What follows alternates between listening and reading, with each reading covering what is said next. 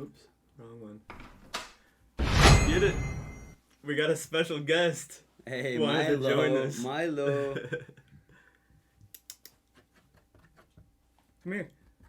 Come here. Come here. I gotta get a pic of Milo.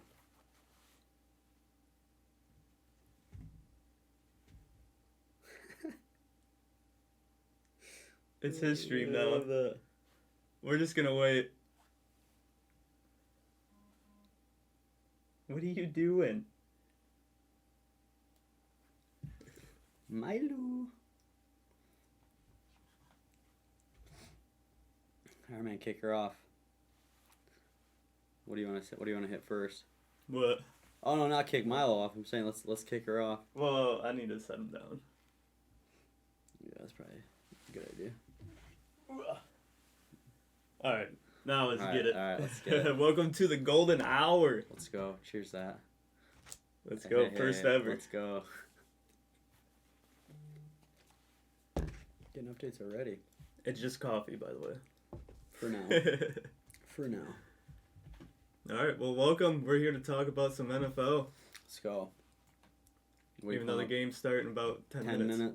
But running a little late. It'll usually be a little earlier in this. But Better late than never. so we made predictions for the NFC, AFC, all the teams. We went through every single game and picked our winner for each game, and it did the division standings, our projected division standings. Every week before this, we counted them, like how their actual standings are right now, and then finished the season off, and then picked our Super Bowl champions and who's making the playoffs. Yes, sir. So we'll start talking about the NFC. These are my predictions What do we got? here.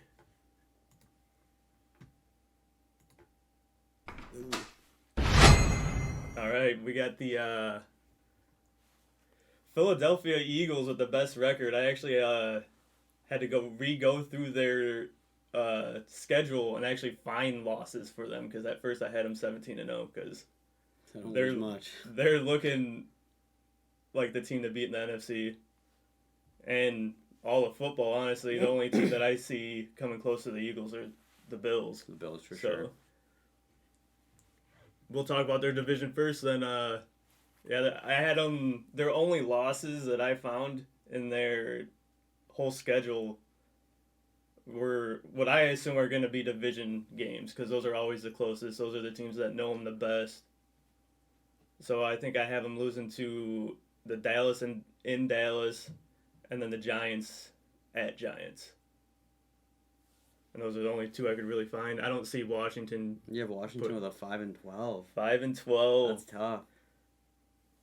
They're sometimes they look really good, and then Sometimes they'll they go don't. they'll go through quite a few games where they Some struggle. slumps, yeah. And they have a good offense and good defense, but they're young, but they're promising at least. Yeah, They're they have a doing good old line. they're doing better than I even expected already. So, but I don't have them winning too many games Yeah, going five forward. five but games isn't looking too 13-4 for the Giants, and that still surprises me. But they look good as long as they can keep Saquon Barkley healthy all season.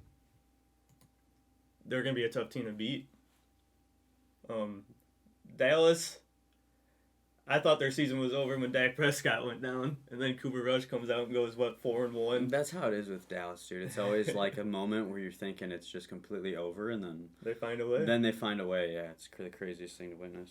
But I have them at 11-6. We have our visitors Not too back. bad. Yeah, not too bad.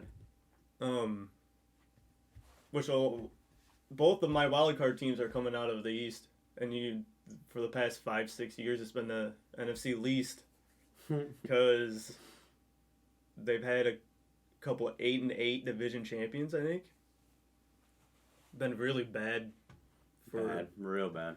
at least 5 years now. And now they're what I have is the best division in the NFC. Yeah, So- easily. We'll go to the North. Detroit, they're kind of a hard team to predict, because they can squeak out a win against pretty much anybody, because they can score enough points. It's just what kind of defense do they have that day. But the rest of the schedule, I think, is kind of tough for them. So I don't see them winning too many more games. But they are also another team that are promising because St. Brown looks phenomenal. Swift looks good. I just don't think Jared Goff is the answer. No. They got to find a new quarterback, and that's not going to happen this year because the trade deadline stops. So, another surprising team that I think is actually going to turn around, the Green Bay Packers. I got them at 10-7, missing the playoffs though. Or do they have a third? You think Green Bay might have a third? You don't think they squeeze it out of there? Aaron Rodgers is squeezing that out of there. Do they have 3 wild card teams now? Is it 3 now? If it is, I wouldn't put it past them. Then if it's 3, Green Bay actually makes it in. But I don't have them winning a playoff game, I don't think. But they do turn it around a little bit. They're really struggling. Aaron Rodgers doesn't look like Aaron Rodgers. Especially at the beginning of the year. Yeah, he's doing something. I don't know what he's doing, but they actually squeezed off a win against Tampa Bay, scoring 14 points, which isn't going to happen against brutal. Yeah, that was brutal. Just about any other team's going to score more than 14. But I had the Minnesota Vikings winning the division. They look phenomenal. The Vikings just crazy. They have a chance at competing against the Eagles. They have a great running game. They got Justin Jefferson, who's an absolute just monster. Yeah, which is football player. That combination reminds me of Rodgers and Devontae Adams. That'd be a good comparison. So, and then we got the Bears. I actually did this prediction before their trade for Claypool, so hopefully there's more wins there. But 5 is not a good number to be at. But Justin Fields actually looks like a quarterback. Last 2 games. Yeah, recently. So that's what they've really been missing. But then again, they went and got Chase Claypool, and then they traded away their 2 best defensive players. So how is that defense going to hold up? They have good players besides those 2 of their best players, but who's going to take their place? There's still going to probably be a young core on defense now. But after the Claypool trade, I think I have them at least winning 6 or 7 now. They'll probably squeeze out a game or 2, and I actually have them upsetting Miami today. It's in Chicago. It's been really windy. Those deep passes to Tyreek Hill and Waddle, they're not gonna come out as smooth as they've been coming out in previous weeks because of the wind. Chicago, not today. Especially in Chicago, right there on Lake Michigan, it's gonna be windy. It's called the Windy City for a reason. Let's go, baby. But Miami does have a good running game too. But oh no, the Bears. They have I think they have a better running game, so I actually have them upsetting them today. The Bears running as game long is as their solid, defense holds together, which I think they will. I don't think they'll get blown out. I think it's either going to be a really close game that Chicago squeaks out, or it is going to be a blowout. But so we'll see. And we'll go to the NFC South, the worst division in football right now. Their division leader is Atlanta at 4-4, which is wild. Which is not good when you have Tom Brady in the division with a good offense and a pretty good defense, and Super Bowl champions 2 years ago. I have them turning it around and going 10-7, which at the beginning of the year I saw them losing maybe 3 or 4 games. So, and they've lost some really bad games, including a game to Carolina where they scored 3 points. That one was. And then they lost to the Packers. They held the Packers to 14 points. You got to win that game. If you hold the Packers to 14 points, you should win. And I think they only scored 10 points that game. So there's a lot going on in Tampa with Tom Brady and going through a divorce. A lot of injuries. They went and signed Julio Jones this offseason, supposed to be a splash player, make the offense even more dangerous. And he's played 1.5 games so far through 8 weeks. So hasn't done a whole lot of anything. I think he is healthy today, but for how long? New Orleans is going through the same thing. Michael Thomas just went out on IR for the rest of the year for toe surgery. So the wretched toe. Even I thought 7-10 would be easy for New Orleans. I don't even see them winning 7 after that. Who's gonna run that offense? Who's gonna be the player to step up besides Alvin Kamara? Who else do they really have? If you can't throw the ball to anybody. You can only do so much. Yeah. Carolina. I think this was after the McCaffrey trade, so 2-15. I see him winning one more game or no more games in the rest of the year. I was gonna say if trading away your best player for the past 5 years, but your obvious best player. I like the trade because it gives Christian McCaffrey a good scenery that he goes from one of the worst teams in football to one of the best teams in NFC. So that's good. I want to see him go win. He's a workhorse, but the way Carolina treated him for the last 5 years is more of a punching bag. Yeah, basically. Yeah. Go out there and pound the ball for 6 games before he gets injured, and then their season's over. Pretty much. So if they had any offensive threat down the field, that would have opened up more lanes for McCaffrey and just spread things out a little. Yeah, make his job just easier, a little and more then balanced. He keeps the ball out of his hands. Plus, you can only take getting beat up so much. They just pretty much give him the ball and say win the game. He's a tough dude, and he can withstand a lot of contact, but still for that long, for week after week, yeah. That's a long season to get beat up. That's Carolina. And we'll go to the West after that. We'll talk about San Francisco, who got Christian McCaffrey. I have them winning division. I actually probably see him winning more games than 11 now. Was this before the trade? You made the prediction before the trade? I think so. I can't remember. But the only team that... the West usually is the best division in football, but I don't know what's going on in Arizona. They don't look very good. And they have a great offense, an explosive offense. I don't think their defense is too bad, but they're just not finding a way to win games right now, so I don't see them winning too many games the rest of the season because it's going to be even tougher on them. So they have a lot of division games coming up. But I see San Francisco taking this. I had them taking it before the McCaffrey trade. Now I see them probably ended up as a 2 or 3 seed in the NFC. Oh, yeah. Deebo Samuel is a huge threat.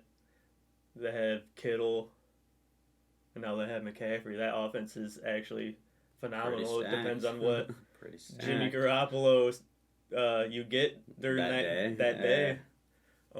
That's the big what if there. The Rams are probably the most surprising team that I have, and they're almost 500, but they just won the Super Bowl and they didn't really get any worse. They got better. And I don't see much of a run game. I don't know what Cooper Kupp's production is so far, but it's not bad. But who else is going to step up too? They got Higbee. I haven't seen much of Higbee. I think he had a good game last week, but before that where was he? So they got to turn things around. They can. They have the ability to. They have the team to, but it'll be interesting to see the actual outcome of the West because it's a really close division. Anyone can still take it, and everyone in that division is good enough to take it. Who's going to step up the second half of the season? And have Seattle at 9-8. They actually they're a lot better than I thought they were without Russell Wilson. Yeah, Seattle looks good. Geno Smith, baller. Actually looks more like Russell Wilson right now than Russell Wilson. Dude is balling out. And they had a big injury to Rashard Penny. He was going off for him first couple weeks. And then he's out for the season, so someone's got to fill in that role. But over 500 the season you lose Russell Wilson is impressive to me. That's my NFC. We'll look at David's NFC. He'll talk us through this one. Let's see it. All right, let's see what we got here. So I'm in the same boat. I have Philly just balling out. Yeah. I mean, it was tough to find losses for them. Yeah, I was going to say, you can't really deny what they're doing right now. They might not do it consistently, but this year they've shown up, foot on the gas, and just, you can tell when they go out and play, their foot is just on people's necks. It's kind of obvious to see, and it's fun to watch. And they score quick, and they score early. And they score a lot. And then you got to love seeing Jalen Hurts, use his feet but not putting himself like in the danger zone. Yeah, You know, like staying healthy. but, That's like important. the smart play. You know, Yeah. like he goes out there and he does what he's supposed to do, but like will Doesn't continue to push it, show up. yeah. Yeah, like he doesn't. He's not overdoing it. He's doing it the smart way. He doesn't have to make those plays because he Yeah, has such a great offense exactly. around him. Your team's fire. Great running back and huge wide receivers. Yeah, I have Dallas and New York both going 11-6. And that's definitely possible. Yeah, I see New York. Like I like seeing this New York team. You haven't seen that too often, but I think it's in years. in years. But it's more of like a like if Saquon's healthy, you can't really say New York is ever going to like confidently lose a game because Yeah. he always gives them a fighting chance. And You Dallas, got to stay healthy. yeah, Dallas, like we said earlier, is one of those. Like at any given moment, I can immediately assume their season's over, and then they'll still figure out a way once whatever it is that happens. They'll find a way to bounce back, and it's honestly pretty crazy to see. But I'm not really the biggest Dallas fan, but you never know. They pull it out. They have a good team. They- Great defense. They have some games that are just That fun keeps to them in the watch. game. Yeah, exactly. It's just sometimes the Dallas fans, but that's another thing. That's a whole another other thing. story. Washington 8-9. I mean, they'll win some games. I don't see them really doing too much. They're better than they've been. So I see that They record. improved. Yeah, I see that Definitely record improved. better than what I would have given them Beginning a of couple the of years yeah. prior, and then especially the beginning of the year. They've done better than I thought. 8-9, I thought was pretty generous for them. And they have the ability to beat anyone too. They Yeah, have a great defense. it's just what Chase Washington Young's are a you? huge defensive Yeah, threat huge. now. He's just a huge human being. Yeah. He's a huge dude. But like, what Washington team are you gonna get? Like, Yeah. That's really the thing. And more often than not, you're Not assuming it's consistent. not the good one. Yeah. I can pretty much That's say that more more consistent often. than the good one. Exactly. The North, I have Chicago going 10-7. Jump to them quick because there was a lot of stuff going on with the trades, but I feel like the more Justin Fields is getting a feel for the game, you see him improving, and you see him just like he's starting to get some feet under him. He's becoming an NFL quarterback, They're finally setting them loose a little too. Yeah. They're letting them throw the ball, take more shots. and you can tell the confidence is getting there. Yeah, And you can tell the you more can tell shots he's getting there. taking, the more Yeah, he's actually the better he's completing them getting. Yeah, exactly. now with Claypool, Darnell Mooney's a threat. Darnell Mooney's one of the better receivers in the league, and he's going under the radar because they can't get the ball Because they to can't him. get. Yeah, I was gonna say they can't make plays for him, and he's not doing as well as I would have liked. But I see Chicago obviously with the 10-7. I see that turning around and them finding some spark somewhere on the second half and just going crazy. Minnesota I have leading it with 14-3 just because they're just balling out, man. It's kind of insane actually. But Kirk Cousins is, I think, a really good quarterback, but sometimes he's kind of like spotty, Yeah. like depending on. When he's bad, he's really bad. Yeah, that's what I'm trying to say. Like but And he it's like hasn't shown very that this bad. year. Yeah, like when he chokes, it's like not fun to watch. But when he balls out, it's like this Kirk Cousins could be one of the best quarterbacks in the league. Yeah, so I have them going 14-3. Green Bay, I have them squeaking out a couple games to end the season, but I mean 7-10. There's a reason I picked Chicago over them because I see Chicago going on the uptrend, and I see Green Bay kind of Yep. continuously doing what they're doing this year, and that's just kind of not playing good football Struggling. and kind of struggling through it out. They've looked better the last couple weeks. Yeah, squeaking a couple games Not out. that much better to even go over 500. Yeah, and even I the think. games that they're going to win the end of the year, like to finish the season, I think will be against good teams, but they'll continuously lose against teams that they should be. Yeah. That's how I see the Green Bay Packers playing this year. And then Detroit 2-15, I don't really see much coming back out of them at all. But They they are sticking in games though because they have a great offense, but that defense is non-existent. their whole team, I think, like the defense, like to start, but if you're talking the whole They team, have some threats now. They have good young players. talent now. They have talented players, and they have like guys who will go out there and play winning football. They just don't have that consistently enough as a team for me to put confidence in them to win more than 2 games, and that's saying a Yeah. lot. Plus, that defense really, I think, is what's going to be their Achilles heel. They're just gonna. The future does look good for them though. Yeah, they have a lot In of good couple young years, talent. They're gonna But- hopefully, if they go down the same path, draft as good as they've been, they should be at least in around 500. But like in you're the next saying, couple but like you're years. saying, years to come kind of thing. Yeah. So this Not this season, year. yeah, this season 2-15. I think They it's pretty might much a they wrap might for Detroit. surprise a team or two, thinking it's Detroit, not looking past them, looking towards the next week and playoff race and all that, and not thinking Detroit's going to come out here and ball out because And they can. And I think Detroit, like if they do squeeze out a couple more games than 2, maybe like on the 3 or 4 max, Yeah. I think they're going to be against good teams who are going to come in and like overlook the what you just said, and then completely just I don't want to say get blown out, but from that Detroit team, it will look like for them a blowout for a very good team. You know what I mean? Yeah. Maybe not points wise, but performance wise. And then let's go to the West. Let's go to the NFC West. So I have San Francisco going 11-6.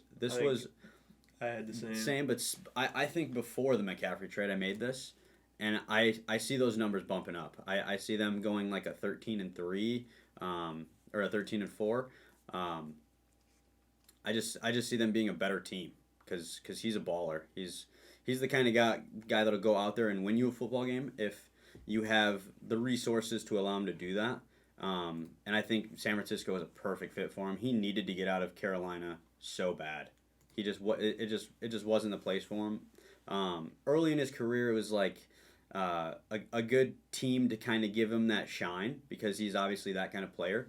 But like you said earlier when you were talking about him, he was just a punching bag. Yeah. And great player, tremendous effort, great workload. He's not shying away from getting the ball and doing something with it. But when that's what's happening consistently, your trend is going to start going downward. You're gonna wear down eventually. The wear and tear is just too much, man. But now that he's on a San Francisco team where you got some electrifying players, their defense is really good.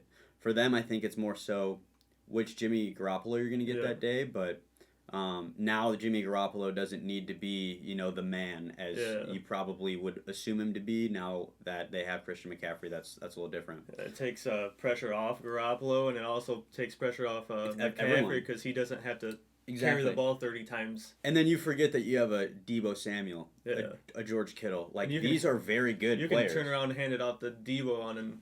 And Deebo's like a Swiss Army knife. So like you give him the ball and he can do pretty much whatever you want with it. And George Kittle, I think, is phenomenal. Out of McCaffrey's hands is huge too. So that moving the ball without. I think the McCaffrey trade with them kind of makes them an entirely new team. Yeah. And he's the kind of player. And he's the kind of player that'll do that. I have Arizona going 8-9. I have them in Los Angeles. I'll group them together because they're both playing like a shell of a team than you would really assume that they are. Arizona, I don't know what. Great on paper. I don't know what they're doing. I have no idea what they're doing, but they are coming up shorthanded more often than they should, and they're not playing good football. So I'm giving them an 8-9 because I expect more out of them. So, you kind of you're getting that record because you are a better team than that, but I don't see you wanting to be a better team than that. So that's just what you're gonna get. That offense should look a lot better than what they're showing right now. Yeah, I mean, DeAndre Hopkins is back from that 6-game suspension, and that's changing things a little bit, and you can see that. And it's opening the field up for everyone else. But he's also throwing the ball down his neck. Like now that he's back, he's definitely giving him the ball, but it's kind of an expectation. So they're not doing anything that isn't something that I wouldn't expect. Yeah. You know what I mean? So. I think when you play expected football, you're not going to win many games. So I have them going with an 8-9. Los Angeles in the same boat. The Super Bowl hangover. And what's happening? What's happening with that? Matthew Stafford is a stud. They got what? They have Allen Robinson from Chicago. They have Cooper Kupp. I think should be doing. I want to say he's producing, but very quietly, like the Cooper Kupp of last year and years prior, has been one of those jump off the page players. He's still a very good player. I bet he's doing phenomenally, but he's not quite such a jump off the page player that we're used to, and it's showing. And the problem with the Rams is Cooper Kupp's performing, but who else? Exactly. Who else? I mentioned Allen Robinson. Like he hasn't done a single thing for that to even be like a thought of. Yeah. He's been that invisible, and it's been kind of crazy to see. They have what I think is one of the better tight ends in the league too. In Higbee, he's a huge body. He's pretty quick. Big body. Can run people over. And last year they're really using him on the downs, the the 3rd and 7s where The they secure need. downs, the one you need when Yeah, you need to give them the where ball. the pressure's going to be up on their Yeah. bodies and he can fight it off And and it's still probably make the catch. And Probably they're a not late doing game that this scenario year. too. Yeah, I don't know. Well, they're at least not completing those passes. They might still be trying, but maybe the defense is actually focusing in on them. And then you focus in on that. Who else do they have besides Cup? You take away those 2 wide receivers. Yeah, you're basically Who's gonna talking beat you? about them getting broken down, and like, do you see them as the offense that gets broken down like that? You know No, what they I mean? shouldn't be. That's what I'm saying, and I view them and Arizona in the same boat. So Yeah. that's where They're being stopped, and they're shouldn't getting be. the 8 and 9s because they're not playing the football that they should be playing, and until you earn the win, you're not going to get it. So their division is tough too. So there's not an easy win in their division. that's what I'm saying, and Like they're in the not South, and they're there's not playing like they Carolina. want it. They're not playing like they want it. So Yeah. I mean, if you don't want it, that's how it's gonna end up for you. Every division else has a pretty easy win in their division usually. Like Carolina's not going to win too many games. No. Detroit's not going to win too many games. Usually Washington they're on their way up, but they haven't been winning too many games either. So I don't know. where there's not a easy win in the West right now, and there Well, hasn't been in a couple of years. We'll see. Maybe they turn it around. I don't see it happening. I have Seattle going 9 and 8. I think Geno Smith is balling out. He is. So I think He looks great. he looks great. I think Seattle's where he needed to be. I think believe he's offensive player of the month. Yeah, you mentioned that before we jumped on here, and I right when you said that, wasn't one of those things where I was like, "There's no way." It was one of those things where I was like, I could absolutely Okay, see that yeah, he's deserved. balling out. He probably earned every second of that. Yeah. I don't see him consistently doing that throughout the season. I think, not that he's going to fall out, but I think it's going to be. They have a tough rest of the season schedule, so I think it's going to be one of those things where adversity hits and what he's going to do with that. So I don't think the 9 and 8 schedule is like set in stone for me, but I do see it being like. I can see him winning a couple more. I could, but then again, I couldn't. and getting into the playoff race. So for me, I gave it to the teams that I think that face Seattle that might not be doing so hot in the first season, and they probably turn it up. Whereas should be able to turn it around. that should be able to turn it around. Whereas he's been kind of on fire, and it's going to be, is that fire going to get put out, or is he going to shine bright when the time comes? So Right. we'll see. But 9 and 8 for the Seahawks. Great start. Great You start couldn't ask though. for any Yeah, better great from start Seattle though. Won't put after anything. losing Wilson. Won't put anything past that. Yeah, Geno Smith's balling out. Seattle's balling out. Let's jump to the South. So there's a lot going on in the South. A lot of teams that should be a lot better than they are, and I just don't know what's happening with the South. Carolina. I think this was before the McCaffrey trade, so I honestly gave them a couple more games than. With a team that has McCaffrey versus without, I think Right. that number is probably going to drop a little bit just They because. lost McCaffrey and then came out and beat Tampa Bay. Yeah, which is insane to Which me. Yeah, which is insane. It So doesn't make sense. So that's why the NFL is so great. because And you this is can't. why this is so unpredictable. Yeah, because anything can happen. I think that might have been a Tampa Bay thinking. Came in thinking that they were just a day beat up off, team and yeah. your best player's gone, so this would be like a walk in the park, and Carolina showed up and let them know that it wasn't. I don't see that happening too often throughout the remainder of the season at all. So I think. They clearly have the ability to. They can. I also think that was a case of Tampa Bay defense not showing up like they should have. Yeah. But Or that's, the offense, they scored 3 or points. the offense They too. scored Yeah, 3 yeah. points. Really, So the whole team just it was. it might a have bad lit day a for fire under Carolina, and they could keep that fire for about a week. But and what I after think that, what I think happened was I think they lit a fire under Tampa Bay. So I think that's going to turn. I have them with the 11-6. So I think that's going to turn them around because when you go out and you lose to a Carolina McCaffrey-less team, that has to hurt. Putting up 3 points against, no offense, but a team that just isn't doing a whole lot of anything right should now. easily put up 30 against them. You put Easily, up 3. easily. Did a lot of bad things for fantasy players and people who bet anywhere in the world, but I think that does something to Tampa where that turns it around for them, because they obviously need something. You know what I mean? They do. They need something, and I think something like that is enough of a wake up call that says, hey, we just lost to this not so great team. And You can call them mediocre. and- It's okay. yeah, mediocre team, and with all due respect, we're the Tampa Bay Buccaneers, Super Bowl champs. Prior, you're wearing the jersey like you got the best quarterback of all time, And you score 3 points. and what are they doing right now? Yeah. You know what I mean? So I think Tom Brady's the kind of guy who needs to have a flame lit under him. Obviously, he has whatever in his personal life going on, but I think he's the type of dude who completely dials in when it comes to the game of football. So and you're not seeing it in you're not first seeing half it. of the season. You're not seeing it at all. So I think he's the kind of player that needs that fire lit under him. I think losing to a team like Carolina is what sparks that fire, and he's like a one of those players who's very intense. So he's the kind of guy, once the flames lit under him, it's going to ignite the whole team. So he's one of those guys who's going to really light up everything if Carolina is what did that to him, because he needs something. I think that's what it was that's going to do it for him, but we'll see. I have New Orleans going 7-10. I think I don't think they're amazing. I think New Orleans is a good football team. Kamara's amazing. They have a lot of potential that I think just is going, overseen because they're not really doing anything with it. They're showing up and playing like lazy football is what it looks like. They're not doing anything I'm impressed with. A 7-10, I think they're a good football team, like I said. So they're going to squeeze some wins out, but they're not doing anything that's going to really matter in the long run. But yeah. I do see them winning a couple more games. As far as Atlanta with the 5-12.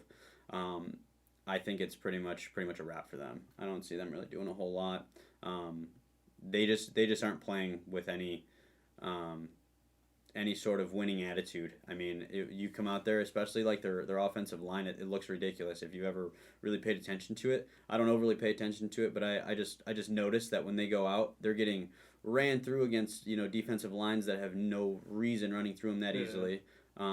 And they're just kind of falling under pressure, and just breaking down. And it's early on in a game too, so I don't see them really doing anything. They're more of like a third, fourth quarter team, but they're not even really. You're saying this, and they're in the division lead at 4-4. As they're in the division lead, but that's not. but listen to what you just said. That's how bad the division lead with 4-4. Yeah. You know what I mean? Like why is that a thing? Because they've somehow played as bad as they've played. And still have scrape 4 out wins, ahead. Yeah. and they still have 4 wins. Correct. But you only have winning one more, and that's how bad they played. It's not like it wouldn't be that far off. That's what I'm saying. It's possible that they only do win one more. This is the NFL, man. Anything can happen. So for me, I see something crazy like that happening. I'm not entirely sure what the rest of their schedule looks like, but I don't see them doing a whole lot with it. So maybe they squeeze out a couple more games. I don't think too many more if they do. So. All right, let's get back at it. Let's do it. We're doing the AFC. I'm gonna go through the AFC, then David will go through theirs, and we'll talk about it. Let's get it. All right, well, let's just start with the North there. Got the Pittsburgh Steelers at 4-13. They don't look too great. Najee Harris is almost non-existent so far in the first half. They're another team. They beat Tampa. Just another bad team that beat Tampa. Those keep adding up. But they have the ability to beat Tampa, but I couldn't find very many more wins than that. Obviously, they're another team that can probably beat most teams, probably like 60% of the teams they can at least stand a chance against. But I took the team that should win over them almost every time. Cleveland 6-11. They don't look fantastic either. Yeah, they don't look too They good. got a great running game, so that can keep them in games. So that number could go up a little bit. But they're just another team that usually the underdog, and it's usually somewhat of a close game, but they never can close it out. If they can start closing them out through. Their record could easily be flopped. They could be switched easily. They could be at 11-6 if they can pull out those, 7-point games. But the way you have it is how But we would probably all predict it. They've been notorious my whole life for being bad, and I don't think they have the team right now to change that. We got Cincinnati, the AFC champions of last year at 11-6. At first, they did not look good. They were struggling. A couple close games that they lost that they were pulling out last year. But now that teams know their plan and know their players a little bit more, they clearly have more attention on them. They really struggled at first. I think they made some adjustments, and now they're back to 500. So I see them going 11-6.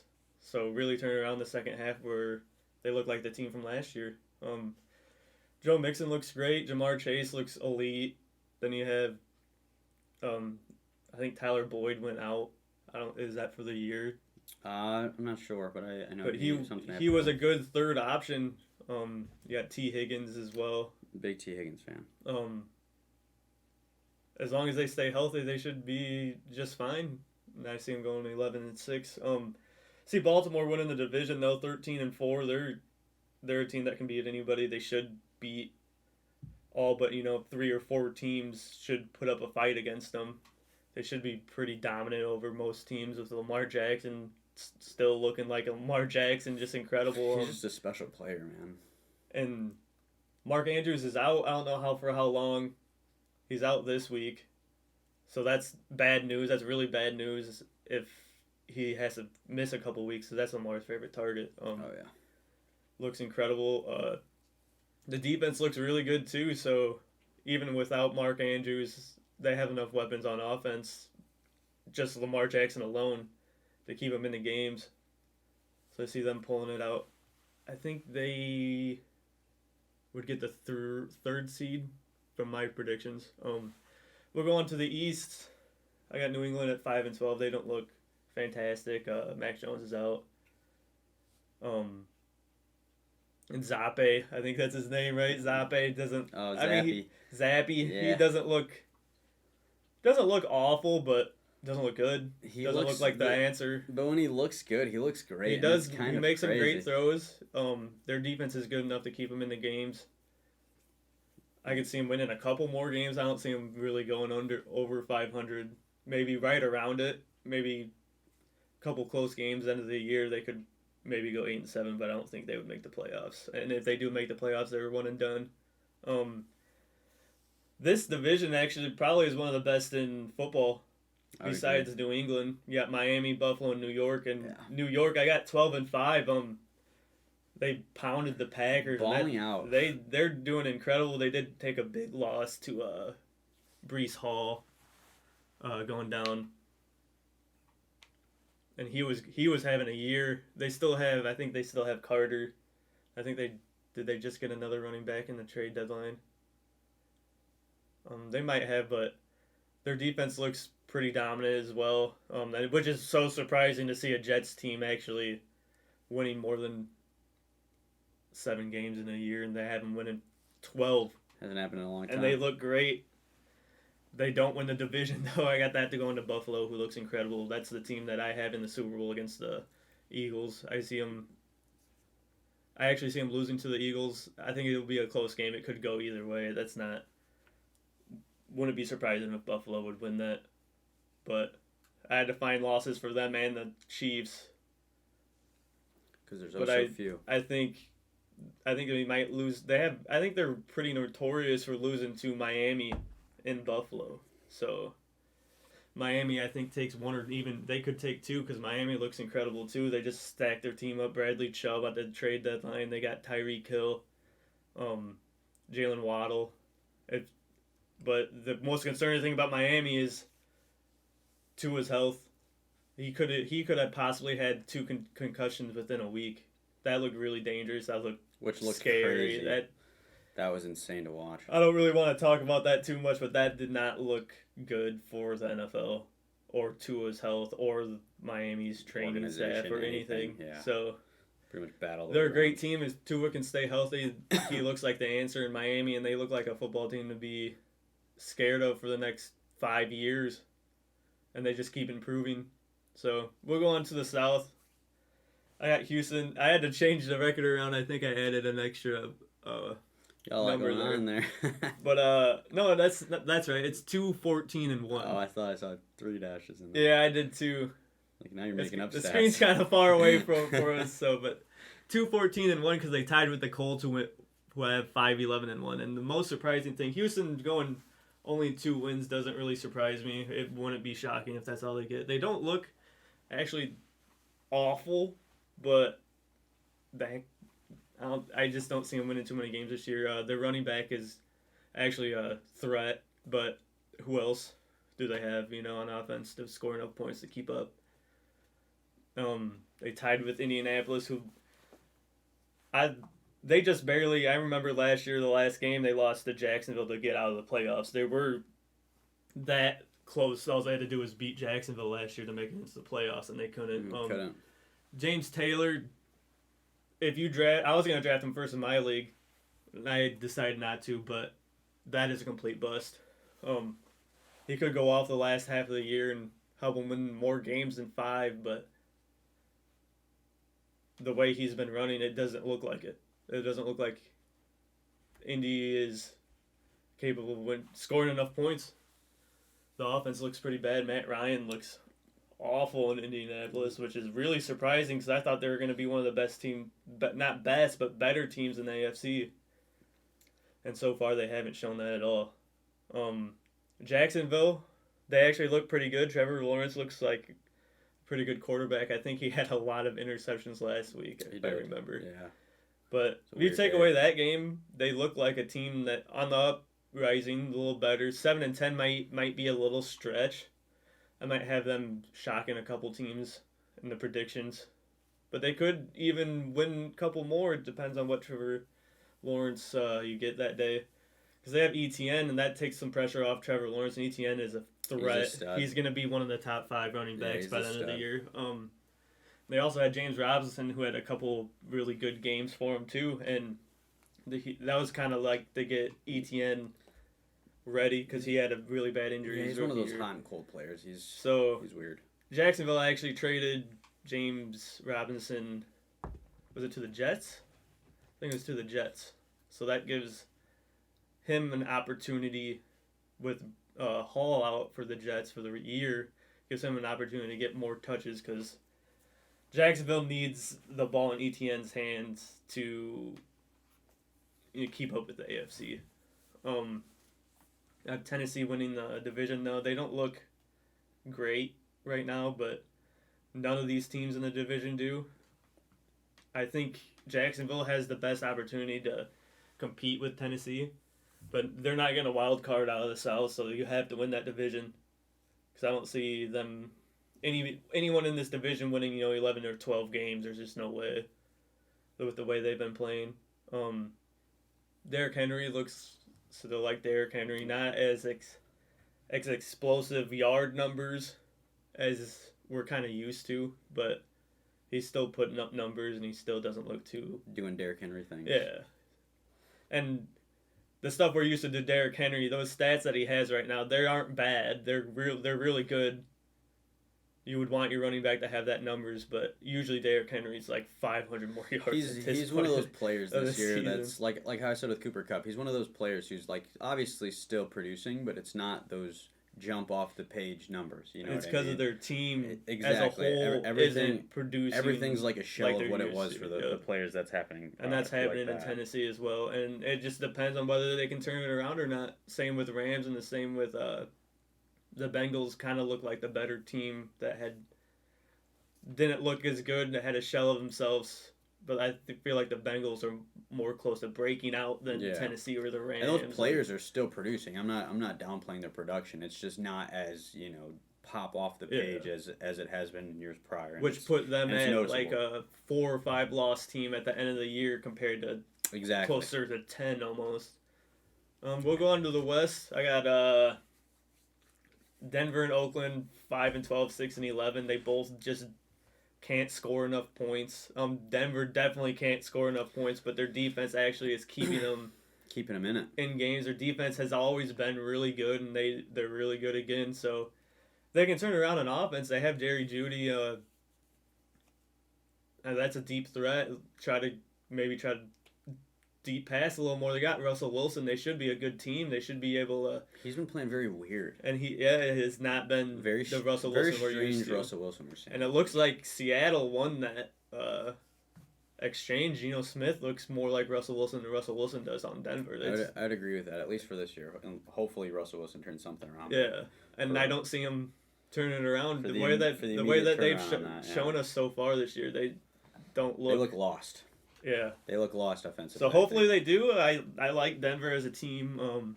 They have enough talent around them to at least maybe put a push in the wild card, but I don't see them beating out the Chargers. The Chargers are stacked. They got Khalil Mack over the offseason. Crazy. They're bolstering even a great defense already. Mm-hmm. So I wouldn't want to go up against the Chargers defense right now. No. Their offense is kind of slacking. Keenan Allen has been injured off and on all season. That's a deep threat, good, reliable target that's just out. That's slowing down the offense. But Justin Herbert still looks like Justin pretty Herbert. good. Yeah, he's a stud too. I'm a big Justin Herbert fan. I think he'll. What I predicted, it looks like he's gonna continue to do what he's doing. They're gonna do better than what they're at. He's gonna produce what they're producing right now. He's... It's just not. It doesn't seem like it's there. It seems off. This whole offense seems a little bit off from last year. Their offense was elite last year, and they're good. They're still good. They're still putting up numbers, but not the way that I expected the Chargers to. But I see the. That's saying a lot. I see the Chiefs taking the division, so. Oh yeah. But at least the Chargers make it into the wild card.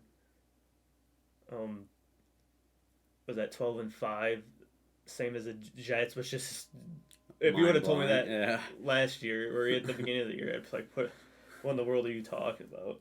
Especially if you'd have told me that a couple of years ago. If you'd have told me that 2 years ago, yeah, I'd have laughed at you. Chiefs still look like the team to beat in the AFC besides the Bills. I actually have the Chiefs winning more games, so they'll have home field advantage for that championship game that I assume is going to be against Buffalo. I actually have Buffalo winning that game too. I think I might also. As long as Kansas City has Patrick Mahomes, they're going to be good. And they got Juju Smith-Schuster, which actually I thought would be. You like that? I love that, but he doesn't look like the Smith-Schuster of Pittsburgh. See, I didn't see anything coming from that. I thought on paper it looked a lot more than it was. I anticipated no spark there. Yeah. But that's just me. I thought they'd be a little better than what they are right now. That connection, anyway. He's still got Kelsey out there. Like I said, it looks good on paper. Edwards-Helaire is doing doing better. decent. Not bad. Kansas City and Patrick Mahomes is just such a dual threat that it's hard to beat them. You know they're gonna put up points. Yeah, you know what you're gonna get playing the Chiefs. Yeah. More often than not. And anyway. I think I had seen that they had kind of a favorable schedule. So I wouldn't doubt that either. 15-2. I don't know how many losses they have right now, but I don't see them losing too many the rest of the season. I think they might have 2. So I have them winning out. That's not out of this world for the Chiefs. I think I was in a I don't similar think boat. I don't think it's. I think I see them 13, 14 wins instead, maybe, but. I think I'm in your boat when I was predicting the last couple of games to finish the season. You had to go out. And find. Well, it was like the last couple of games were like they didn't look like the opponents they had were going to be too tough, at least for the Chiefs team that we know can show up. So. But they could also take one of those teams lightly and someone it's shocks the them NFL, to get man. Anything can happen. Because if you beat the Chiefs late in the season, you're a bad team. That's some momentum going into the next season. Something to build off of. But right. Yeah, the Chiefs, Bills, Ravens, Titans as division leaders. I think the Titans could lose to a wild card team. They could easily lose to Miami. The Jets probably have a chance against them. Cincinnati could probably beat them, so they could lose a playoff game at home easily. I agree. And even Jacksonville could sneak in there. I don't see them though, but they could start going off, and they're not. I think you're reaching a little bit there. I have the Bills winning the AFC, and then losing to the Eagles in the Super Bowl. So there you go. But I think it's gonna be Kansas City versus Buffalo at the very end. But we'll talk about your AFC. I think my it's pretty prediction close. Was the same. I remember it being pretty close. Let's see. Yeah, it looks very, very similar. I have Baltimore. I mean NFC North or AFC North. I see Baltimore just balling out. Lamar's gonna do what Lamar does. I think not having your number one receiving target, Mark Andrews, not being there, that's gonna obviously hurt a lot. But Lamar's the kind of player that creates things out of nothing, and is phenomenal with his legs, knows how to use the field to his advantage, and I think they'll be fun to watch. But not having Mark Andrews there is a big hole in what they have offensively. So, plus I have him on my fantasy, so that'd be nice for him to make a return. That'd be great. But we'll see what happens there. Hopefully he's not out for too much longer. Cincinnati with the 11-6. I think Joe Burrow just is a good football player. The weapons they have on their wide receiver core is pretty deep. So I think they can do a lot. Joe Mixon shows up not all the time, but he's pretty consistent as far as being, slightly above average. He's known to jump, off the page a little bit and have a good week every now and again, and then when he has a bad week, it's like he's not even there. So, Cincinnati, I think the offense will show up. I think the running back situation will really help spread things a little bit and win them a couple more games if Joe Mixon can show up and have the exciting game that he can have. So I think if they could do that, 11-6 I think is good. I think they might be able to squeeze a little bit more, but we'll see.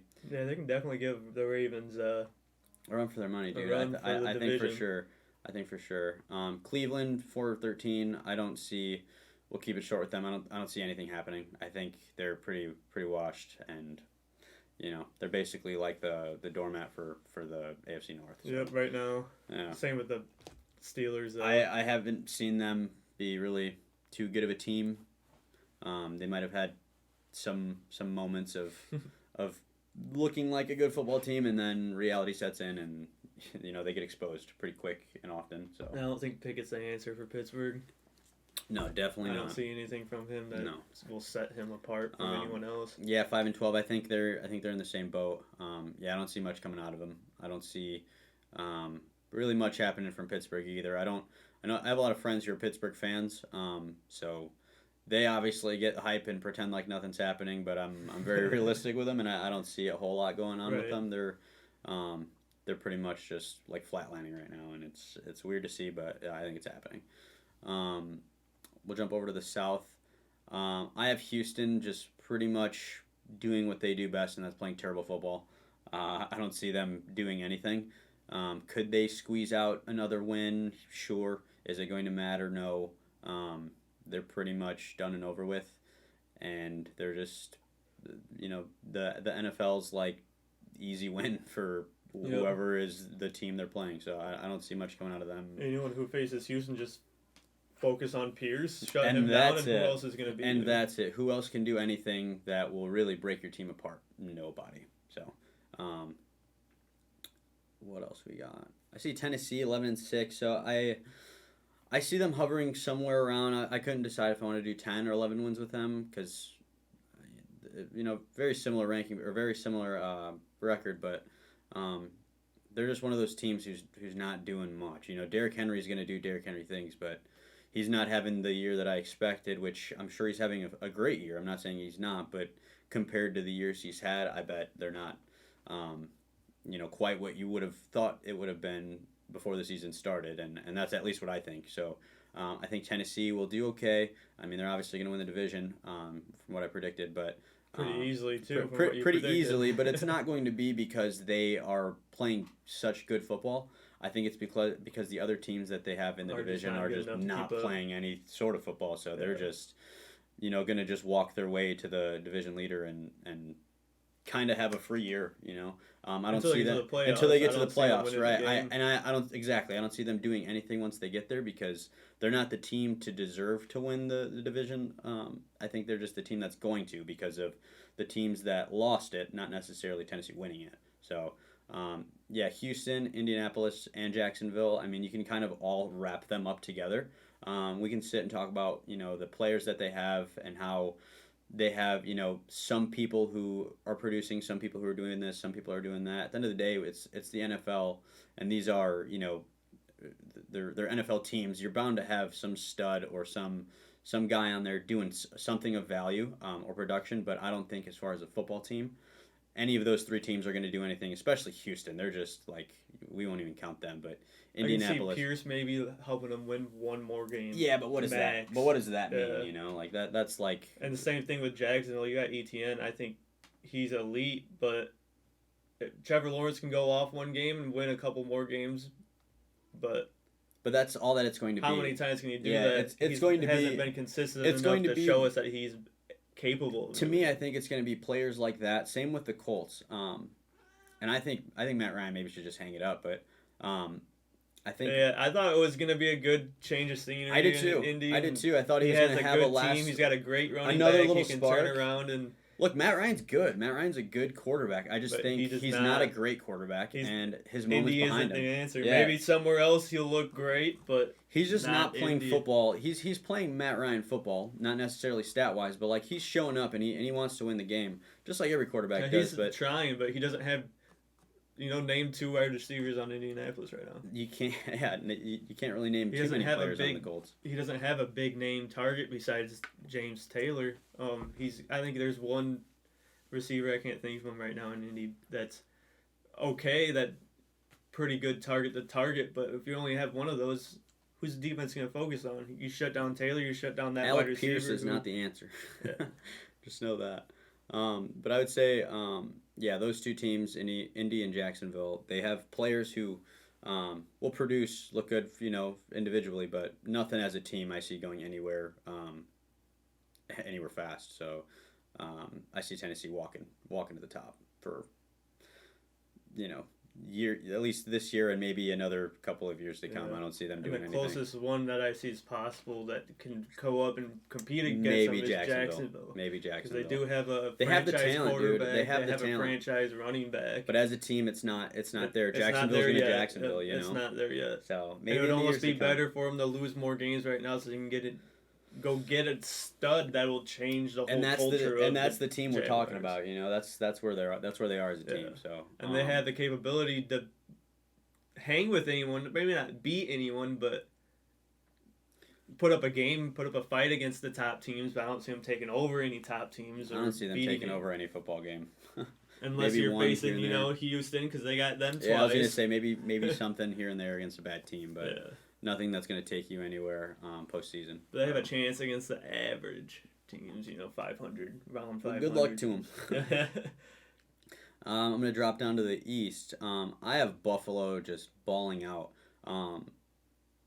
I see Josh Allen just doing what he does best. I like that he's getting a lot more mobile, especially on those like third down situations where you have to make a play if you're Josh Allen, and not necessarily forcing something, but reading the field.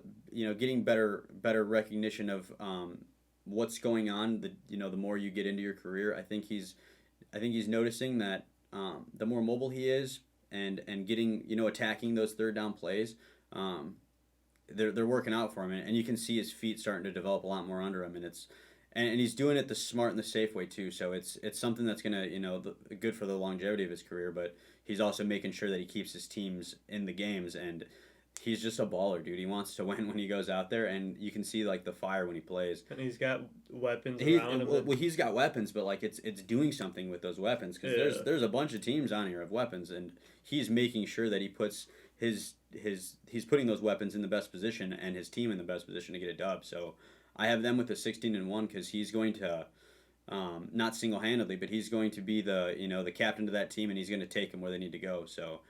I think I actually have them winning the Super Bowl. I see good things out of him, and I think you had Buffalo versus Chicago and Buffalo winning. Yeah, I might have forced that one, but we'll take it. But yeah, I see Buffalo just taking the whole thing. They have their foot on everyone's neck. Yeah, and and I have Buffalo in the Super Bowl as well. Yeah. Losing to the Eagles. I bet a lot of people do. I see Buffalo just being a But crowd there favorite. there are teams in the AFC that have a capability of beating them. With Oh yeah, I think Kansas City and will get to them in a Baltimore second. have a Yeah, chance. absolutely. But I still think Buffalo's a better team than both of them right now. I think Buffalo will go up against teams that make it a good game, and Buffalo will show them why they're the better team. I think a lot of their players will make more, of those big time plays, and then The Josh effort Allen will come plays. in, will just close it. That's He's what a the closer, Buffalo has. dude. They have effort plays. He's a closer. That's why I started off talking about him running. I'm not talking about him, throwing dimes and the deep ball, or I'm talking about we all him. know about how he can do that already. We knew that. It's more so talking about the play that you need to make. He's making sure that it's made, and that'll win you a game. Like he's playing smart football, and it's great to see. He's on just an entirely different level than most people in the NFL, and you can see it. Same with Patrick Mahomes, but we'll get to him in a second. I have I have Miami going 10-7. Didn't think that was going to happen, Right. and then they started balling out. Same with New York. I have them at a 9-8. But both of those teams, I didn't see this coming from them. It's just good to see too. They've That just been makes the terrible. NFL more They've been terrible interesting, for as right? long as I can Almost remember. our whole life. Almost my entire life, and I'm not saying this is the year that ended, because I mean 10-7, 9-8. It's a good record. It's not a great one, but I see them. But the improvement they made from just last Exactly. year, that's phenomenal. And they've come a long way. So I think the 10-7 for Miami and a 9-8 for New York. You can't be that's upset huge. about that Yeah, at that's all. huge. Even just a winning Even record when I out was of picking New the York. predictions for those teams, I was just, once I got to the end of it, I was like, holy, like what's going on here? That's I actually have. they actually look pretty good. Yeah. Yeah, that's not anything I expected before. And I was started confident picking. in those games, New For York, sure. that I picked New York.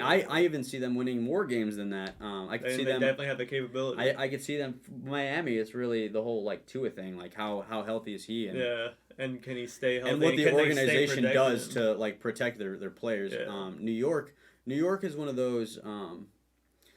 They're very like wishy-washy, It's like they're playing good football, but at the end of the day, it's a New York Jets team, and they will do what the New York Jets have done, and that's find a way to lose. find a way to lose, man. And it's something that we're just gonna have to see moving forward. They've been finding ways to win, which is why I have them over 500. I think they've been figuring it out. And the ways that they've won those games looked are great. convincing. Yeah, it looked great. Makes it look like they're a deserve good to football win. team. Yeah, they deserve to win those Same games with Miami. too. I think they're in the same boat, but I think New York just needs to, if they can hold off on losing games and not necessarily the other team winning the game, bad turnovers.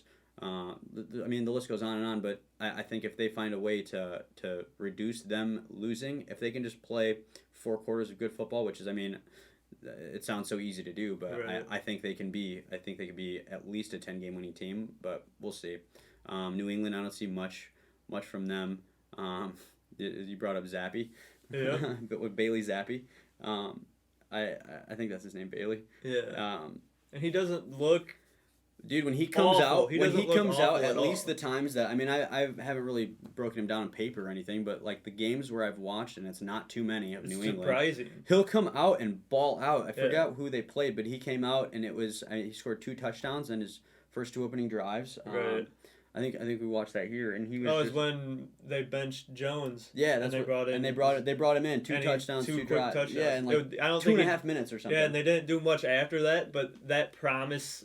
I was seemed just 2.5 I was minutes just like, is- what's going on? it's I, enough I to- saw this guy and I was just like, who is this Bailey Zappi kid, and what the hell's going on? Yeah, why wasn't he starting all along? Exactly. Like, I know when you're in New England, you spent that draft pick on Jones, and you want to give him as much chance as possible. But it's clearly not paying how off. long can you give him a chance before you realize that you need to move on? Especially when you got a guy like Zappi coming in and he doing does that. Yeah, that doesn't help Jones's chances Yeah, at I'm all. not saying it's putting him in a spot above Jones. I'm just saying it's not a good That's look. way more promise. Yeah, it's He not a good showed look. way more promise in Yeah. that 2.5 minutes than Jones has in. I was excited 2.5 watching him. seasons? Yeah, I was excited watching him throw those touchdowns when with Jones. It's just kind of It looks like New England just gets overlooked to me. he's like a Dollar General brand Tom Brady. And Yeah, kind of. Yeah.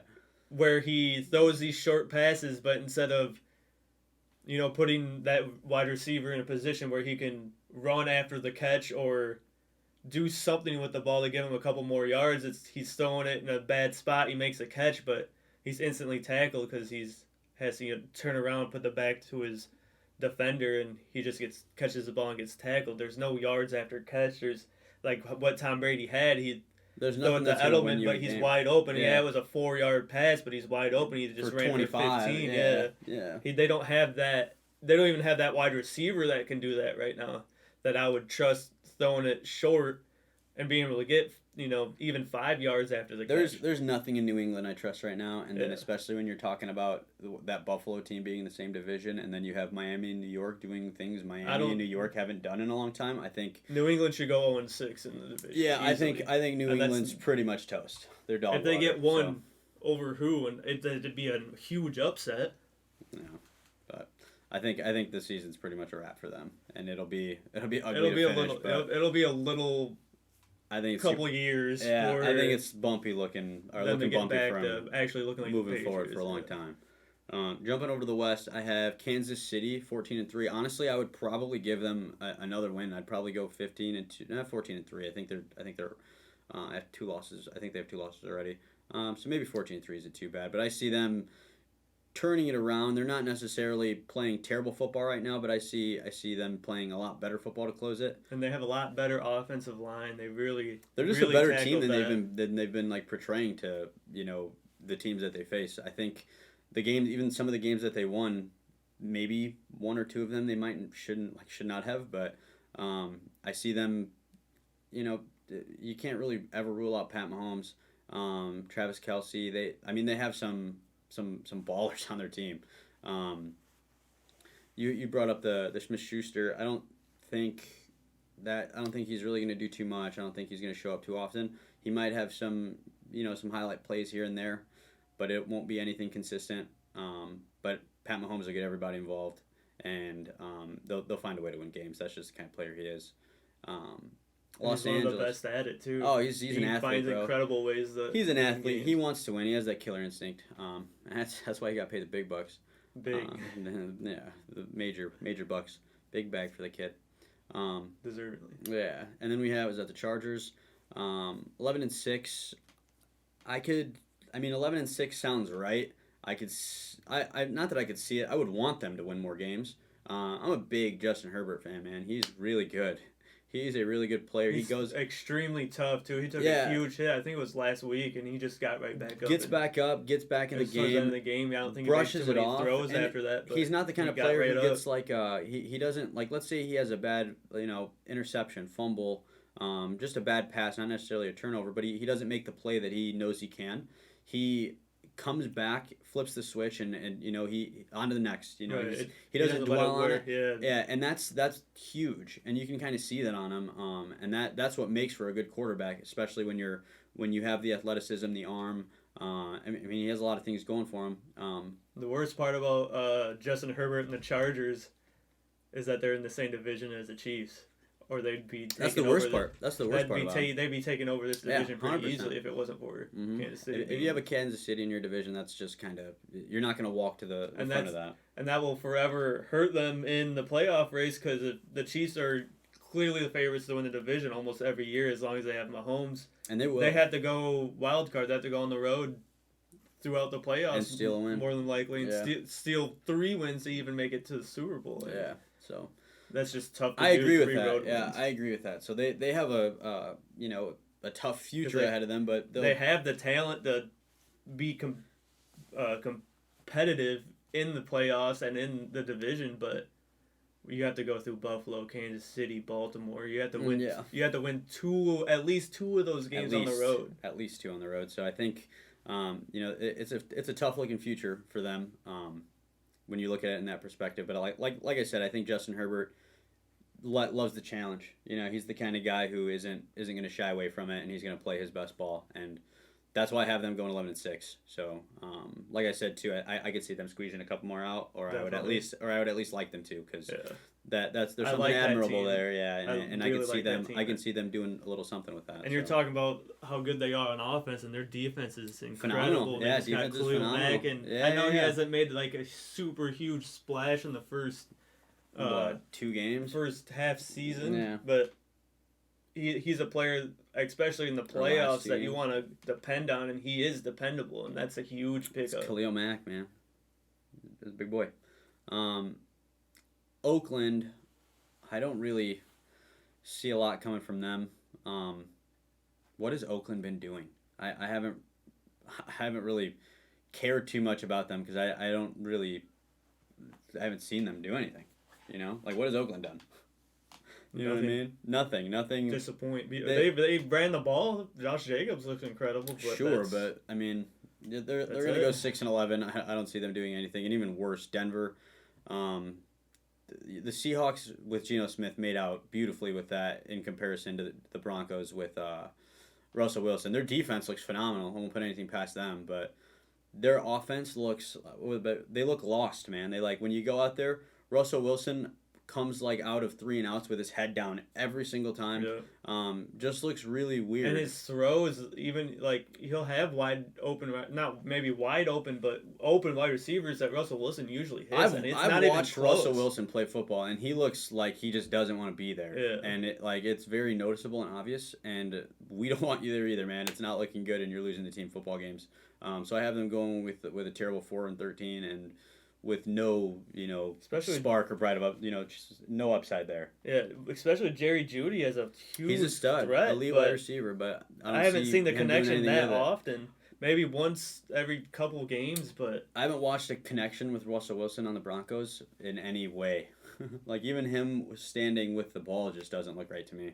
It just is. It's very weird. He's not doing what most people thought he would, and Geno Smith is doing most people thought he wouldn't. So right. And it looks like Seattle won that. They definitely won that exchange. when you look at it that way, because we've seen Russell Wilson ball out, and Geno Smith's doing what Russell Wilson, was doing. Yeah. So the way that their production has turned out is what I thought would have happened, in a reverse way. But I don't know. I don't see them doing much. But yeah, that's the West for me. That's the AFC for me. Actually, that was it. So we got the same division leaders in the AFC. I don't think the NFC. We know Buffalo's balling out, dude. Yeah, we know they're gonna ball. We'll look at the NFC real quick. You had Tampa, San Francisco, Philadelphia, and yeah, I think they are the same. They are the same. Our wild cards are a little different, but we had the same division leaders, and all those division leaders look, the team to beat. Besides, maybe honestly, the one that I'd be concerned about is Tampa Bay, because they gotta show me that they can turn around and change this around, because it just doesn't look good. I think the division leaders are the obvious ones, though. They're just playing really good football.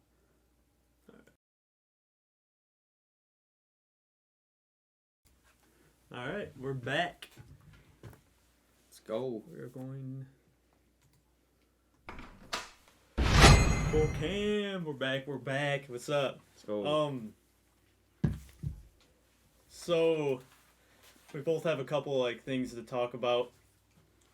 We picked a couple things really wanted to focus on. My first one is what in the world is going on in the Bays? Tampa Bay and Green Bay, they both do not look like themselves at all. Tampa Bay has a better opportunity to turn it around because their division is so weak that they can actually win that division at 9-8 if they wanted to. But Green Bay, they have to somehow overtake Minnesota, and I don't see that happening. No. Aaron Rodgers doesn't look like Aaron Rodgers so far. Looks weird. Defense doesn't look like the Green Bay defense.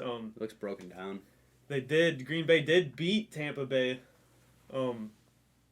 Tampa held them to 14 points, and that's extremely low for Green Bay. That's kind of even unheard of in an Aaron Rodgers era. But Green Bay held Tampa to 10 points. So 10 points for Tom Brady offense just does not look good. Subpar. But Tampa has a better opportunity because their division is so weak. Atlanta's leading at 4-4. So they're only a game out, and they've lost at least two teams that they definitely shouldn't have in Carolina after a McCaffrey-less Carolina, and they only put up 3 points. McCaffrey-less Carolina. And that's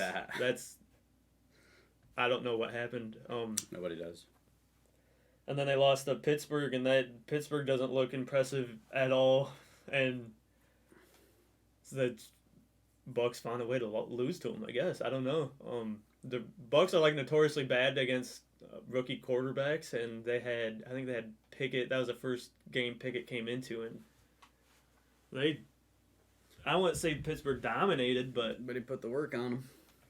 The Tampa offense just is struggling. I know they have a couple injuries on their offensive line. They lost a stud offensive lineman to Cincinnati to go protect Burrows, which is huge for them, but Tom Brady's been under pressure, and when he's not been under pressure, he's had time in the pocket, and can't make the completion. It's not even he'll throw it at their feet. He'll throw it a couple yards behind them or overthrow them, and it's just not looking like Tom Brady right now. I know he's going through a divorce, and I think that actually is really affecting him. We finally found something that affects Tom Brady, and he has a weakness, and it's understandable. But that's a big deal, man. This isn't looking like the Tampa Bay offense that most of us expected. He's clearly affected.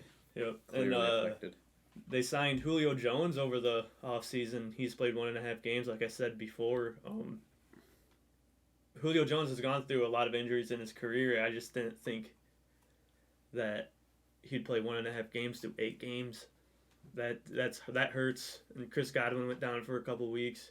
Mike Evans got suspended for a week. Yeah, they've got a lot of their wide receiver core has been a lot of things going on. Tore up. Their offensive line's been tore up.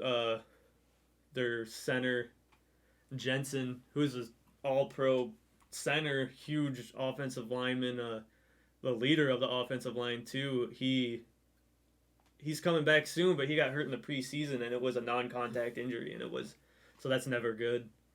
You need to protect Tom Brady, and they haven't been doing an awful job, but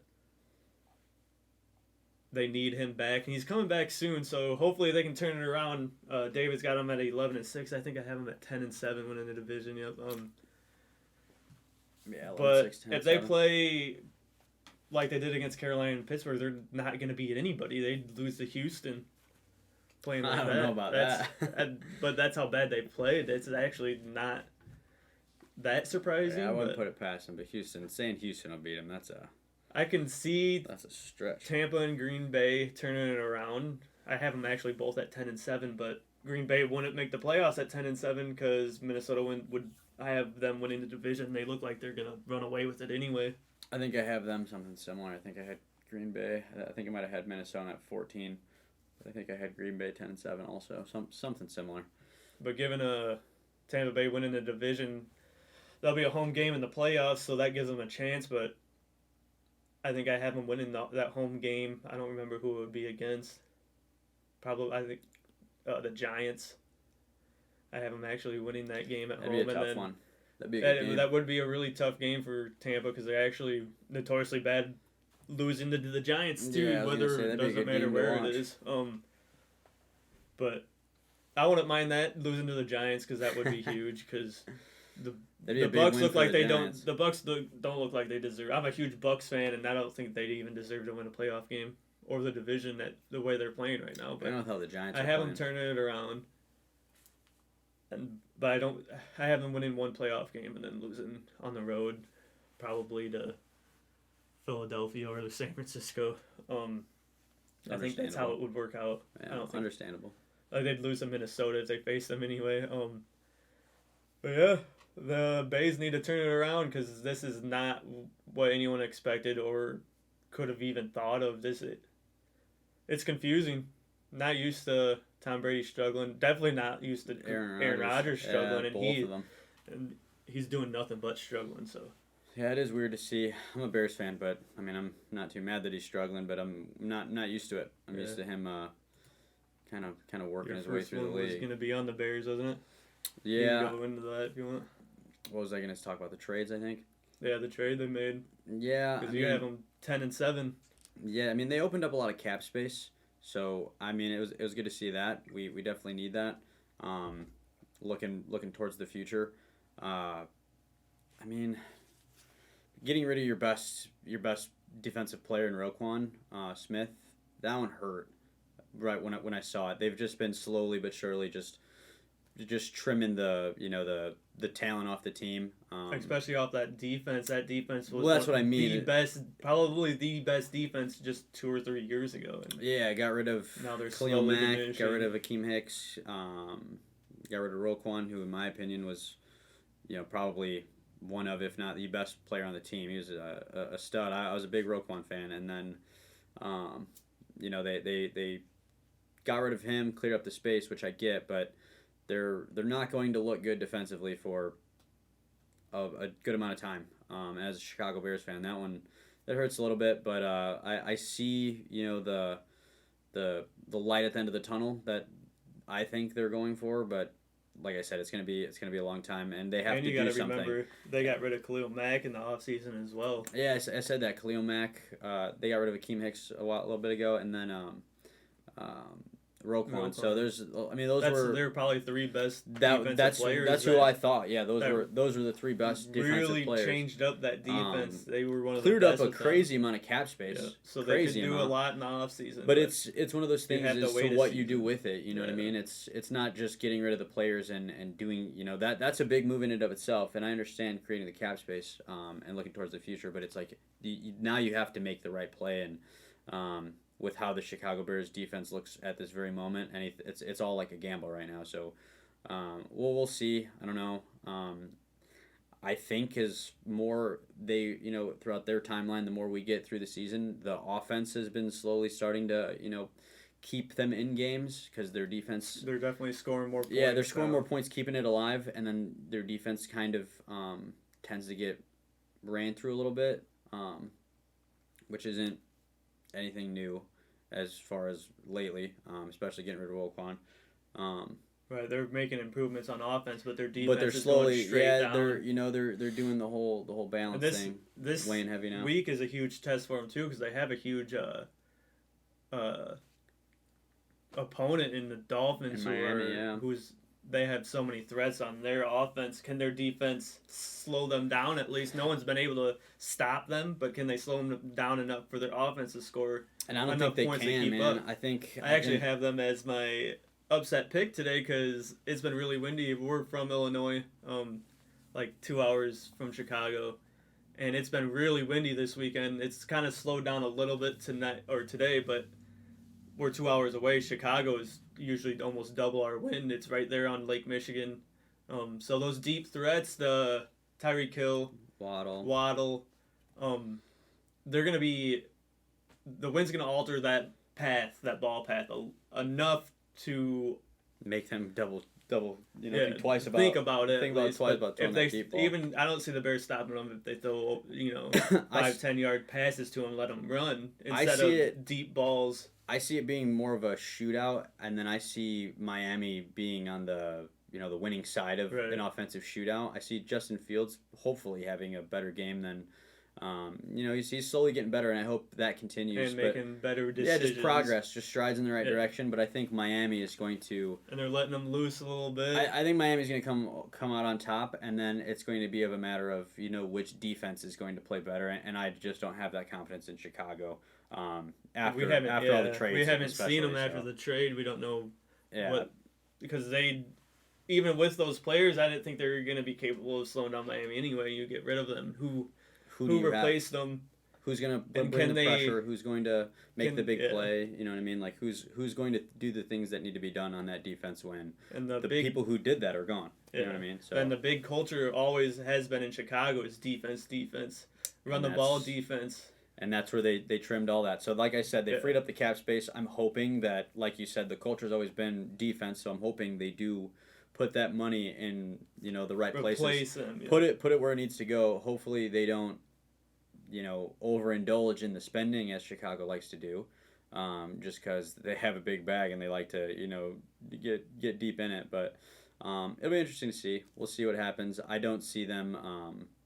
This was before the Roquan trade. I don't anticipate that altering that prediction of 10-7 that I gave them too much, but I do see them needing to step up a lot more offensively, and games are going to be really close. Because their defense isn't going to keep them in it as much as they used to, I think. So it doesn't look awful for the future of Chicago because they did get Claypool, which is going to open up Mooney, which Mooney is an incredible player as well. And we have yet to see what Claypool is capable of. He had some huge games in Pittsburgh, so he has that potential. But can he keep it up, and can he at least be enough of a threat to open up Mooney? Because then that'll open up both of them even more, and that'll open up Montgomery and Herbert for running plays up the middle or play action even, which is going to open up the deep threat. And that's just what Chicago's been missing for 4 or 5 years. And they got their quarterback that they wanted. They got Mooney. They got Claypool now. They got targets. Can they change around on offense and actually become a threat on offense? Because the threat on offense hasn't been there since I just think Chicago First isn't. year Trubisky. Yeah, they're not really that well rounded of a team. I was the 10-7 prediction is just because Chicago Bears fan, Right. couldn't help myself. But I think they haven't been as well rounded of a team as any Chicago Bears fan would say as they would have liked, but now even less. So it's going to be an uphill battle. I think offensively, if they do something with it, they will hopefully be on the better end of that uphill battle. But it's a matter of what Chicago team you're going to get that day, and if Justin Fields is going to show up.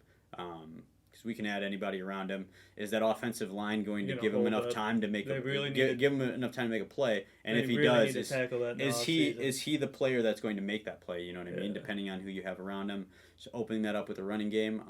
I like the running backs. On Great Chicago. running backs. Yeah, they were good running. Especially when you have two that are capable of going off. Two studs.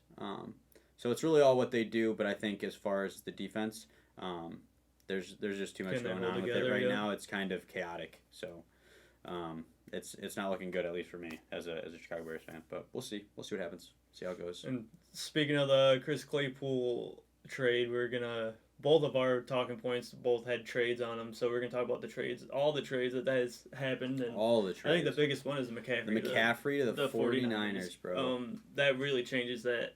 The whole dynamic. They are a new football team. They turned into an elite football team. They're a new football team. I thought they were good good before, yeah. But now they're great. Or they have the potential to be great. And at that first game, I mean, you saw him run, throw, and they had a throwing touchdown. Yeah, run through. I don't know if did he have any throwing touchdowns in Carolina. That's the first thing. And he did all three in one game, which was, I mean, come on. And that's what happens when you don't hand him the ball off 30 times, 40 times in a game right up the middle. That just shows you how good of a team San Francisco was before, and now adding him, how wide open this field probably looks to him. You know what I mean? He's like a kid in a candy store now with just... Yeah, he was going off in Carolina, and defenses were making it a point to stop him. Exactly, and now it's like, well, we can't just... I mean, we got George Kittle, Deebo Samuel, Jimmy Garoppolo will make a play to anybody if it's a good Jimmy Garoppolo day. But... And those shots downfield... Instead of forcing that play to Deebo Samuel double coverage just because that was who that play is designed to, he can look deep, it's double covered, and he can turn to McCaffrey. Imagine having McCaffrey coming out of the backfield now, but he can check it down to. Mm-hmm. Yeah, there's a lot. There's a lot you could do with Christian McCaffrey on that team. So, I think that was the biggest trade so far, and I think San Francisco is going to do a lot with it. I see them winning a lot of football games and being a very, very, very solid team. A very good postseason team also. Now they have a chance against Philadelphia, who looked like the most elite NFC team that no one, whoever's going to face them in the playoffs they might put up a little bit of a fight, but they looked so good that it looks like they're the best team in the NFC. And now San Francisco is up there in that conversation. Yeah. I saw Philly being good. I did not see Philly being that good. Yeah. Nowhere near. So, it's good to see, though. I like a good Philadelphia football team. But, yeah, I think as far as the trade goes, San Francisco came out way on top. And it's a good change of scenery for McCaffrey. I think it'll be good for him. Clearly, it's paying off. He's and reaping the benefits of it already. Another trade was James Robinson, the Jets. To the Jets, yeah. That fills in a hole that Hall left once he got hurt for the rest of the season. They needed that so bad. And Hall, I loved Hall. He played great. That's part of one of my other talking points. I'll get into that in a little bit. I like seeing teams that have been underdogs my whole life that just basically sucked my whole life. I like seeing them start to improve and actually being in contention, at least in their division. Patience, man. And it just changes the league so much. That's why the NFL is so great to watch. That the Jaguars aren't that far away from being a good team. Detroit has some promising players like St. Brown, Swift. If they can replace Goff with someone better, which is anyone, doesn't seem too hard, but they gotta find the right person. You can't just throw anyone there and expect them to change Detroit. You gotta find the right player and the right fit. But Swift looks great. He looked great his rookie year. St. Brown is a threat downfield, which Detroit hasn't had in a while. I mean, Marvin Jones was pretty decent for him, but to an extent. They didn't win a bunch of games with him because of him, but I could see St. Brown actually doing something for him. Maybe making a couple plays that they weren't able to create in previous years. I just don't think Jared Goff is the answer. And then you got to make improvements in the defense. But we'll get into the underdogs. But I like cheering for those teams that have just been bad my whole life. You know, Cleveland, Jacksonville. Jacksonville's had some good years. The Jets, Detroit, Miami. the Jets, Miami. Jets, the biggest turnaround has been the Jets. We'll get into that in a second, but the trade to the Jets, James Robinson, ETN you need the ball in ETN's hands in Jacksonville. Monster, you had James Robinson, who was putting up some numbers for him, especially early in the year, getting ETN because he had that really bad injury his rookie year. So they wanted to have another running back they can switch out with him so he doesn't have 20, 30 carries his first couple games. But now that he's just a massive prove that he's healthy and that he's capable now to take on that role. James Robinson was going to lose a lot of carries, so they traded him to the Jets. And I loved Hall, and he got hurt for the rest of the season. So James Robinson, it's kind of the same role he was just in. He's going to get a lot more touches. He's going to swap out with Carter, and Well, Carter's also good like- as well, but yeah. now they have that dual threat running back in the Jets. Again, before they had Hall and Carter, so they needed to replace Hall once he got hurt, and that's what they did with James Robinson. He's a good running back. And they so, each have their own little running style too. It's Yeah. not like you're getting the same running back. It's you're getting a little bit of a different guy, obviously. So it switches up how the defense Yeah. has to react to it, and it's what they needed. Keeps them I on their think. toes, and that's what you it- need. It's what they needed, I think. So I And think that worked out. For them. that's what the Jets needed to stay in contention because they have been a phenomenal team. They're a good Honestly, team. they've They're a good lost team. a couple close games to some tough teams, but I know they beat the Packers. They beat a couple other teams that And I think are that's what's, surprises. that's but what separates them from being a good and not so much a great team yet, because they've gotten themselves there, but they just they can't beat they the good they, teams they can't yet. put themselves right over that little hump. It's still They it's have still the very obviously capabilities there. too, Yeah. but they They're- can't consistently win against. They just can't above consistently 500 close, teams. dude. They just haven't closed, and that's like their Achilles heel. But they'll maybe figure it out, maybe not. But if they do figure out a way to get over that hump and win those close games that they're in, one possession, very very close games, I think that is what will change them from a good team to a great team. But I think there's And they're close. Little They bit of are time. actually Yeah. pretty close. they're closer than I would have ever Especially at imagined, this point, assumed. because last year they did not look, No, like this at all. I'm And very That's the biggest. surprised we're even having this conversation Yeah. about him. Yeah, and just put it that way. They're the biggest swap in the NFL. They're the biggest improvement. I mean, yeah, you most can you can throw up the Giants there too. The Giants, Danny Giants, Dimes, Dolphins, that I think haven't are in looked- there. Yeah, Miami as well. I kind of expected it out of Miami. They made some huge moves, and now part of the trades that we're talking about is Miami got Bradley Chubb on defense now Chubb. too. I mean, they're not gonna have an immediate impact from him. Obviously, it's gonna take. He's been there for like 5 days. Yeah, he's you got to know? blend in a little bit, So- but it's still. That's a huge, and I think they immediately signed him for like 5 more years too, which is just a Insane. staple on their defense. And Yeah. they didn't really have that huge staple on defense, that defensive player that can change a game. Now they do, and that's going to change Miami for good as long as they can stay If healthy. it works out, yeah, I was gonna say if it works out. It should. I mean, Bradley Chubb's one of the best defensive players in the Yeah. league, and they went out and got him, and that's a huge improvement. That's actually they got those draft picks. Was it from the Tua trade or Garoppolo trade, something like that?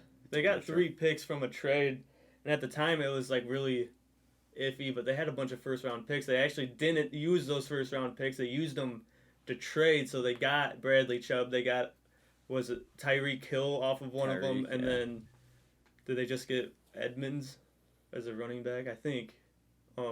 But those 3 first round picks that they got that were when they're trading away like some key pieces, they got first round picks in return, and that's what they turned into. And now look like what they did with them. They got one of the best offensive threats in the NFL in Tyreek Hill with one of them, and then And he's been balling one of the out. best defensive players in the NFL in Bradley Chubb. So they're I- building something in Miami that's gonna make them a threat. But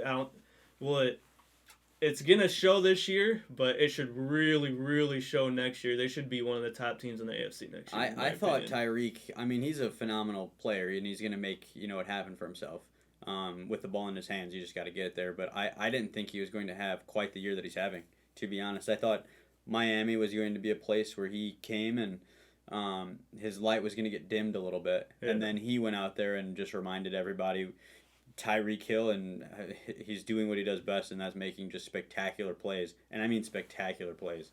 He's been going out there and really doing what he does best, man. That's playing just gritty football, and he's been making things happen with the football when it's in his hands. And it's not what I expected, like I said, but he's dude's showing up and balling out, and I gotta pay him respect, man. I didn't see it coming, but.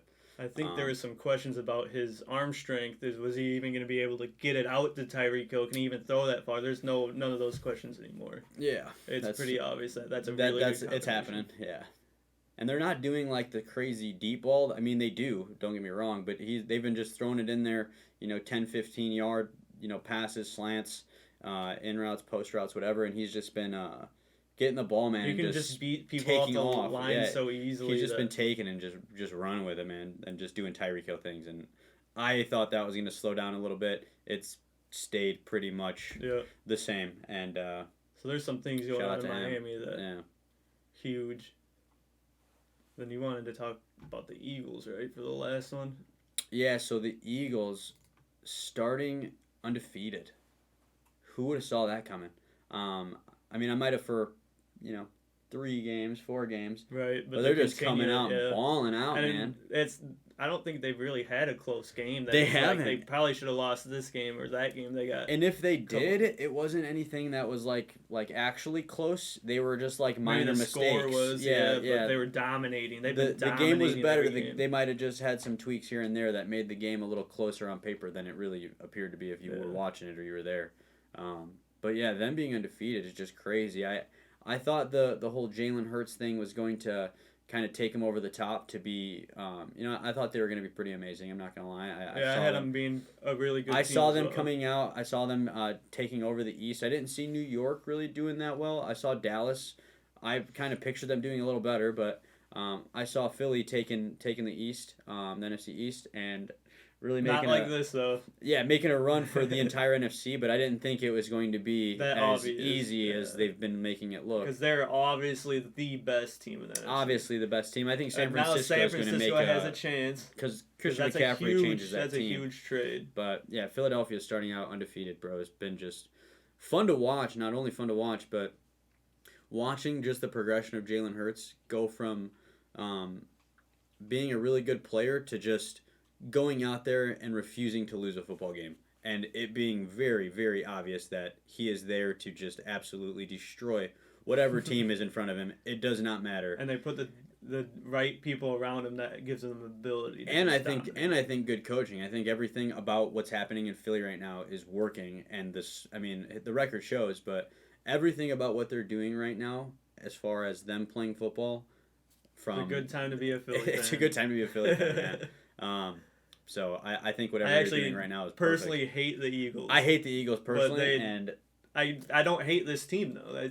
It's a little because they're going out and they're earning it, and they're playing football that lets you know that they're here, they're a good team, and they're gonna make you pay attention, and you gotta respect it. You cannot like things, but you gotta respect greatness, and they're showing you greatness at a high level, and it's really cool to see. So shout out to Philly. Is there any other trades that were huge? No, I think that's about it. For the big ones, I know there's a couple small. There's a couple small ones, but nothing that I really. They made sense for the right teams, but it wasn't like a huge player going somewhere else, like it was McCaffrey getting traded, or even Robinson wasn't a huge player, but nothing major. But I think that was it. It was a good decision. Yeah. But yeah, that was a good. That's golden hour, baby. Golden hour, even though it was about an hour and a half. Golden hour and a half. We're not changing the name. Almost 2 hours actually, but they shouldn't be as long. We went through all the teams this time, but we'll go through like the weekly games and what we're expected to see out of them. Who we're expecting to win. I know we had some upsets that we wanted to pick today. I picked the Bears have beat the Dolphins because of the win factor and the Claypool hypeness around the whole team that maybe they could pull this one out. I think it's a somewhat close game. They actually have 10 points in the first half, and that's usually pretty close to what they have at the end of the game instead. But so that's at least seems like an improvement. Let's hope. Miami's still a really tough team. They did just get Chubb, right? Bradley Chubb. And we'll see what kind of splashes Claypool and Chubb can make. So that's actually a game I want to watch closely, see what kind of impact that is. I want to see the Jets game, see what kind of impact James Robinson has, if any, and then see if McCaffrey can continue his McCaffrey ways in San Francisco. I know we've watched that. We've gotten to see one game out of him, and it's positive. It was really a great game for him. So, what was the upset I had? I think I had Washington over Minnesota. Yeah, Washington over Minnesota. I'm not sure what the score is of that game. I think it was 7-0. I don't remember. I think Minnesota was up 7-0. Yeah, I don't see them. I mean, I just think it's one of those. Minnesota's got to lose a game, and Washington will be one of the ones to squeak one out. Yeah. I don't see it really being anything where I give them any credit for or discredit from Minnesota. I just think it's one of those right time, right team. Right, So you got to pick something. We're gonna pick an upset every week. So yeah, I think Washington would have been the one. I think it's in Minnesota too. I could see Indianapolis beating New England. I think they're the underdogs today because it was in New England. I can see that. Yeah, I can see Indianapolis. That's just a 50-50 game. So they're both not impressive teams. Not less so or more of an upset either way, but yeah, I get that. But yeah, I think Washington over Minnesota. And if Minnesota wins it, I think it's close even at home. Right. So we'll see. We'll see what that looks like. I should have said this before we actually started, but this this is just our opinions. We're not professionals or anything, so whatever we say, don't take too hard. We talk some bad things about your team. This is just dudes talking sports. Yeah. That's it. And if your team's really that bad and you're upset about something we say, you need to reevaluate. Because I'm a huge Bucks fan. I've been talking about how bad they've been. I got Chicago going 10-7. Do I really see that? Am I being a little optimistic here? Maybe, but Chicago going 10-7. You heard it here first. But thanks for watching. It'll be every Sunday, right? Let's go over and out, every baby. Sunday. You guys have a good one. That was pretty. That was beautiful.